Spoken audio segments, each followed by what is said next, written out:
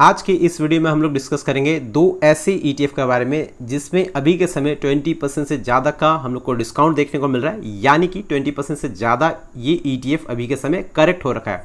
और पूरे डिटेल्स में देखेंगे कि इस दो ETF में अभी के समय हम लोग इन्वेस्टमेंट करके चल सकते हैं या नहीं। अगर इन्वेस्टिंग करके चल सकते हैं तो वो शॉर्ट स्विंग के लिए या फिर लॉन्ग टर्म के पर्पज़ के लिए। तो चलिए एक एक करके शुरुआत करते हैं।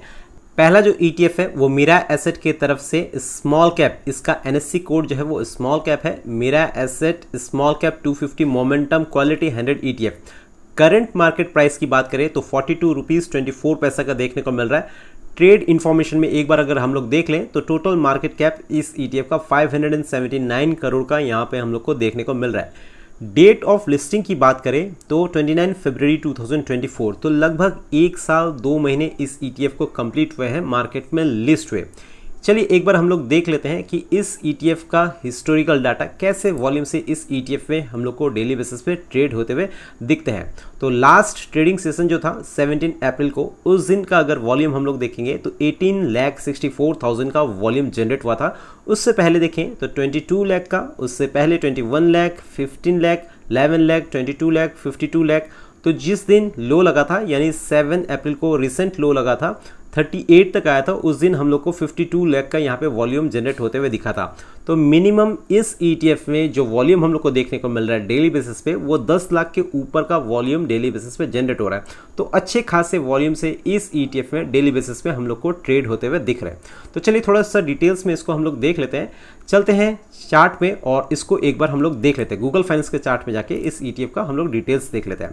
तो गूगल फाइनेंस में ये ETF खुल चुका है मीरा एसेट की तरफ से small cap 250 momentum 100 ETF। Current market price 42 rupees 24 पैसा का। एक दिन का अगर रिटर्न की बात करें तो 0.31% का रिटर्न देखने को मिल रहा है। वहीं पे अगर 5 दिन की बात कर ले तो 5 दिन में इस ETF ने 6.83% का रिटर्न बना के दिया है। वहीं पे एक महीने का देखें तो एक महीने में लगभग 1.32% का।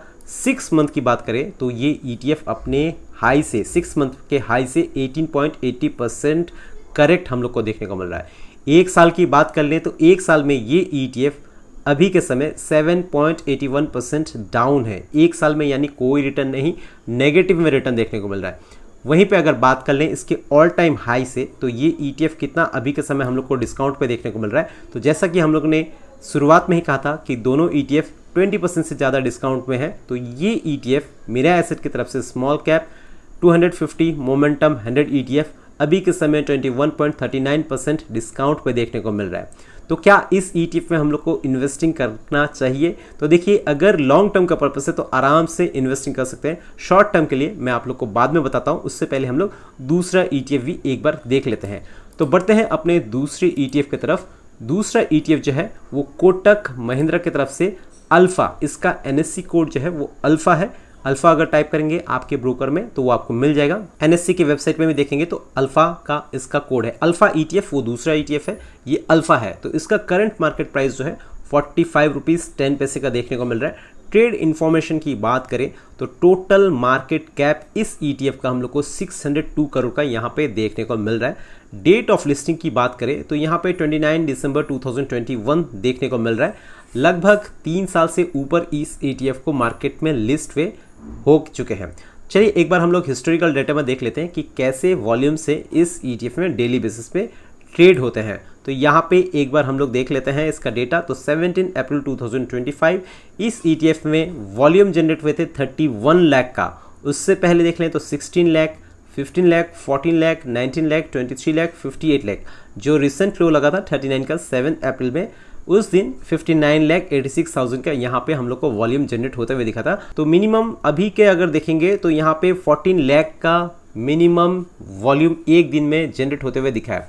तो इस ETF में भी हम लोग को डेली बेसिस पे काफ़ी अच्छे वॉल्यूम से ट्रेड होते हुए दिख रहे हैं। तो लिक्विडिटी को लेके मुझे नहीं लगता कि इस दोनों ETF में कोई इशू आने वाले हैं। तो चलिए अब हम लोग थोड़ा सा डिटेल्स में गूगल फाइनेंस चार्ट में एक बार देख लेते हैं कोटक अल्फा की तरफ से अल्फा ETF को। तो कोटक अल्फा की तरफ से कोटक अल्फा ETF खुल चुका है। NSE कोड देख सकते हैं अल्फा है।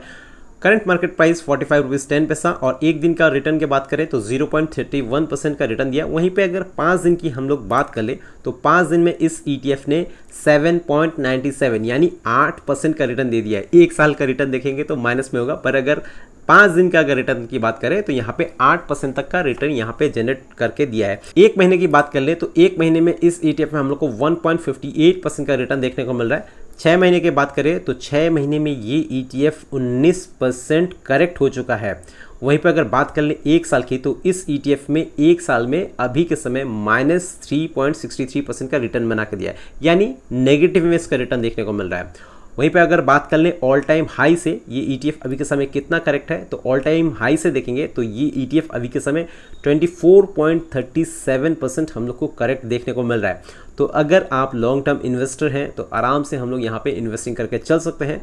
अब बात कर लेते हैं कि इसमें शॉर्ट टर्म के लिए हम लोग यानी शॉर्ट स्विंग के लिए हम लोग इन्वेस्टिंग करके चल सकते हैं या नहीं। तो देखिए, अगर आपको शॉर्ट स्विंग करना है तो यहाँ पे ध्यान देने वाली बात ये है कि इस ETF ने अभी के रिसेंट बॉटम से कितना मोमेंट दिया है, क्योंकि अभी आपको मार्केट पुल बैक करता हुआ दिख रहा होगा। तो इसका रिसेंट जो लो लगा था यहाँ पे हम लोग को 3 मार्च को हम लोग को इसका रिसेंट लो देखने को मिल रहा है।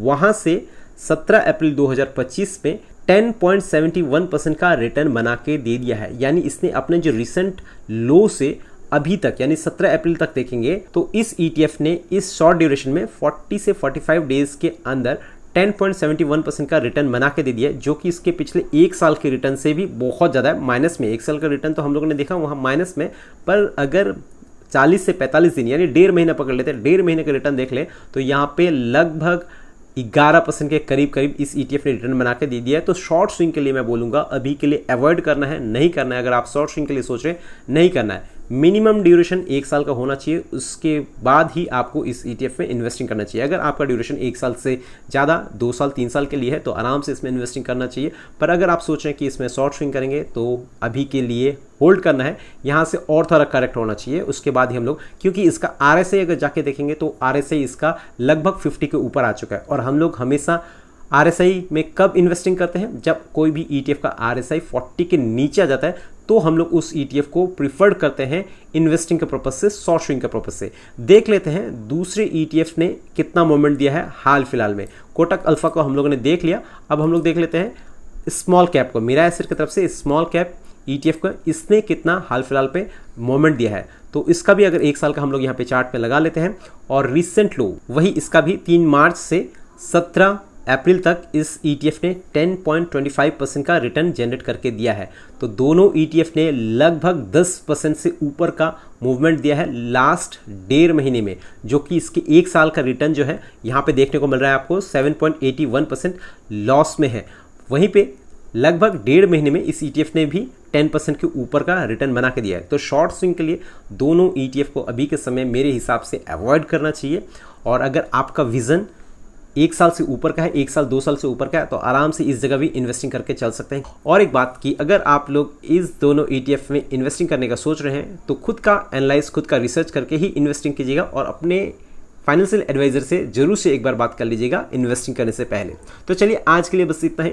वीडियो अगर पसंद आएगा तो वीडियो को एक लाइक कर दीजिएगा, दोस्तों के साथ जरूर से शेयर कीजिएगा और चैनल पे फर्स्ट टाइम विजिट कर रहे हैं तो चैनल को सब्सक्राइब कर लीजिएगा। टेलीग्राम चैनल का लिंक आप लोग को वीडियो का डिस्क्रिप्शन में मिल जाएगा। यहाँ पे मैं डेली बेसिस पे जो अपडेट्स रहते हैं वो पोस्ट करते रहता हूँ और कोई भी क्वेरी रहता है तो उसको आप वीडियो के कमेंट सेक्शन में पूछ सकते हैं। मैं कोशिश करूंगा किसी एक वीडियो के माध्यम से आपके सवालों का जवाब देने का। मिलते हैं फिर कल और एक वीडियो के साथ, तब तक के लिए बाय एंड टेक केयर।